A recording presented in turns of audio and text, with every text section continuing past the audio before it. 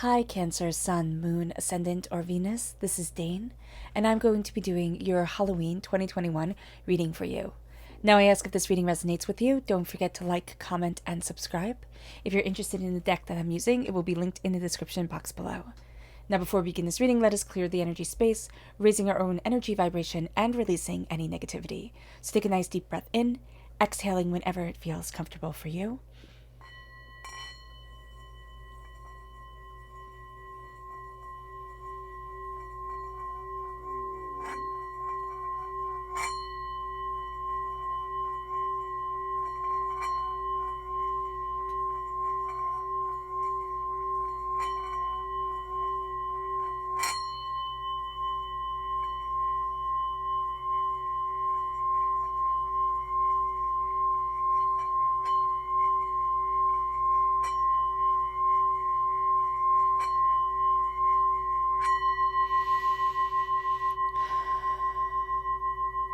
Releasing all negativity from the body like storm clouds.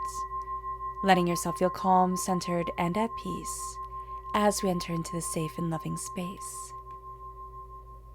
Let's let the bowls sing as we see what the tarot has to say.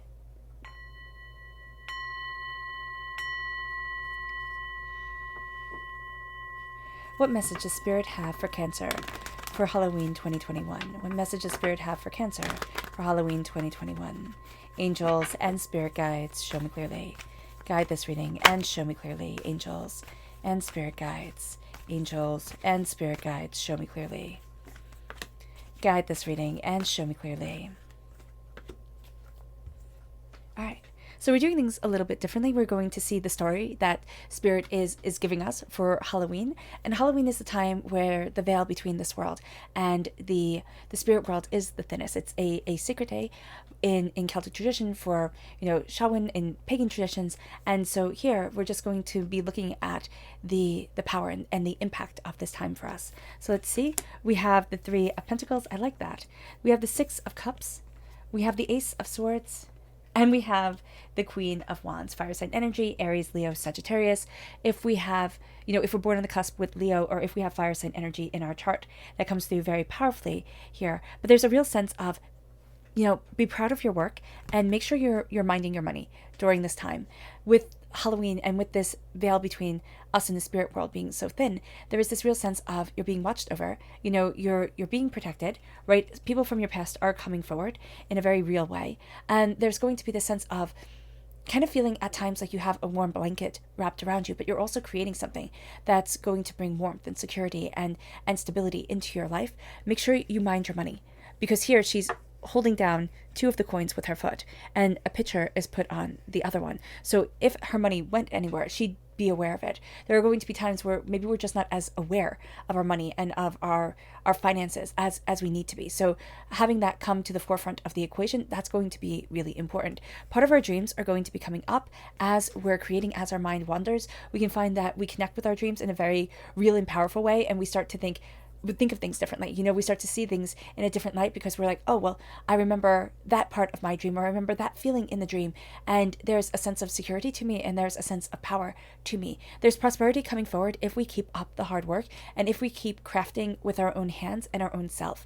Meaning that if we kind of keep true to ourselves, we're going to see a payoff really, really happen. And we're going to be very thankful for that. It's going to push us in the right direction. Now, there is something here, at least with the Six of Cups, that can have us being astoundingly nostalgic. And nostalgia is a good thing, right? But it can also be a very sad thing. We can never go back. We never have to relive the bad days, except sometimes in our minds, right? But we can never replicate the really good days. And that can really bring us down. We can also have these words from other people tumbling through our heads. This sense of not being enough, not being what somebody expected us to be.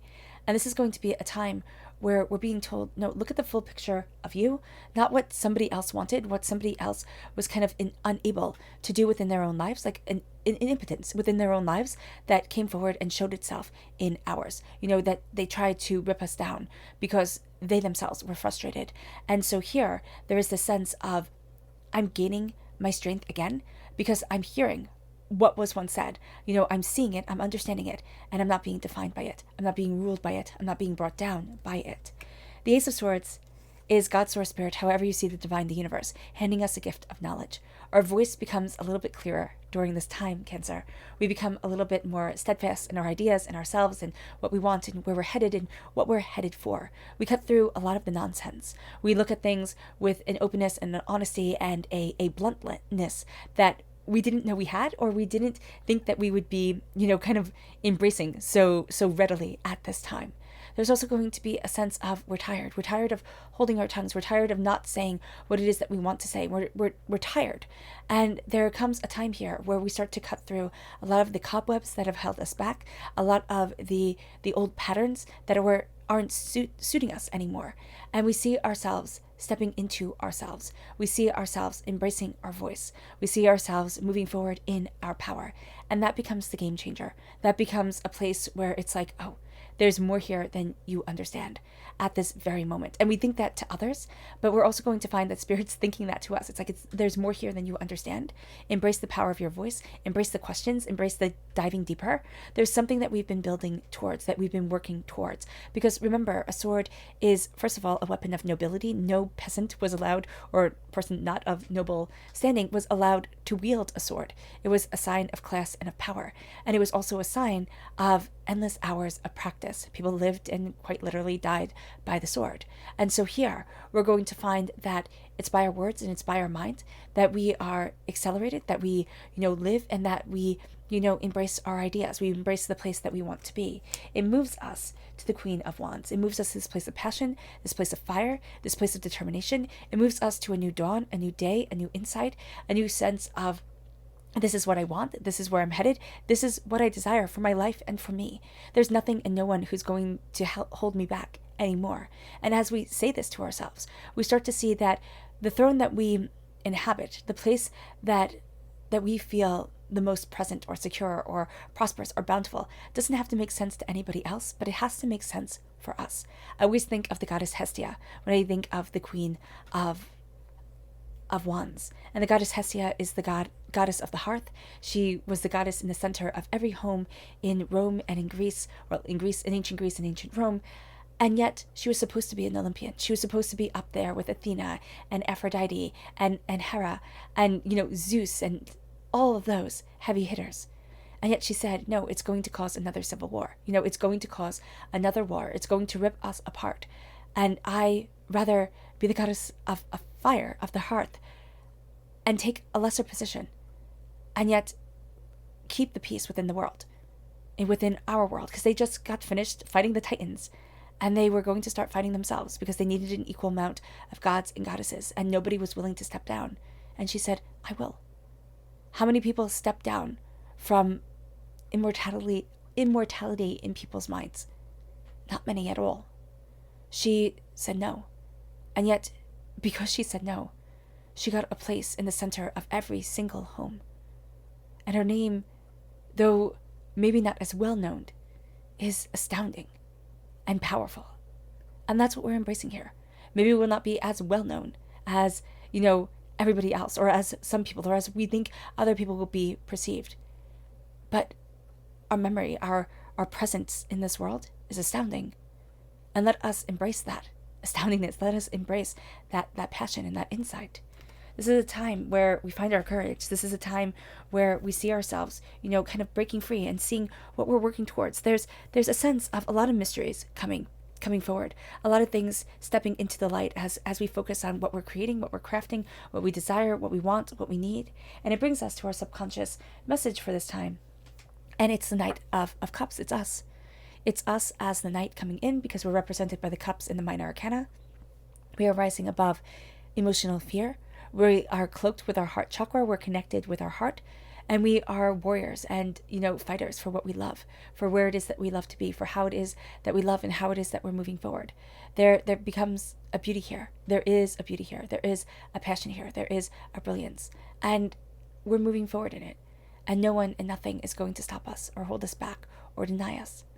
Subconsciously, we're warriors, and we're going to be feeling that warrior spirit quite intensely. All right, Cancer. I hope this reading has resonated with you. I wish you nothing but light, love, peace, and happiness. May harmony always be with you. I'm sending loving, healing energy to each and every one of you. I love you all, and stay safe. Let's end this reading with a meditation, a clearing away of negative energy, a raising of our positive energy as we embrace this Halloween. So take a nice deep breath in, exhaling whenever it feels comfortable for you.